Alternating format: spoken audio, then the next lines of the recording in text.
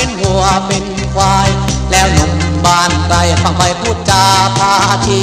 บ้านหนึ่งจองเดียวบ่มาข้องเกี่ยวไม่เทรเงินใจเหลือดีบ่มีสาวใดเมียงมองประชดประชันว่ากันกระพึดกระพือละมึนละมือเหมือนบ่เคยกลางคอหากมีเงินพันจะไปซอกงานคาราเบียยากหยังเรื่องเมียถ้าเฮานั้นมีเงินทองปั้นจองเดียวกันก็มาสัมพันธ์แลมองพอกสาวลายกอมอย่ามาถือเลยคนเฮาหันว่าบ่เล่าหันเฮาเป็นคำตั้งดังบ่ฮักจ้างหยังไผไทยดังเชิญเฮาอินแดนเดียวกันบ่ควรย้ำกันจังกันหักใครผูกพันต่อกันนั่นแหละหมู่เฮาโปรดจงไม่เกรงเก็บดังมองที่ฟังเอานอกจากหมู่เฮาจะมีไผมาจริงใจ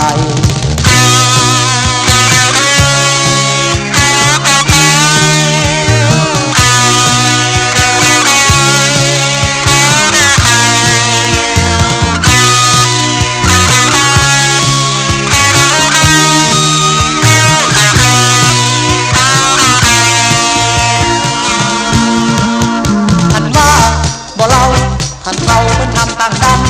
บ่ฮักจ้างหยังไผไทยดังเชิญเฮาดินแดนเดียวกันบ่ควรย้ำกันจังกันฮักใครผูกพันต่อกันนั่นแหละหมู่เฮาโปรดจงไม่เกรงเก็บดังน้องพี่ฟังเอานอกจากหมู่เฮาจะมีไผมา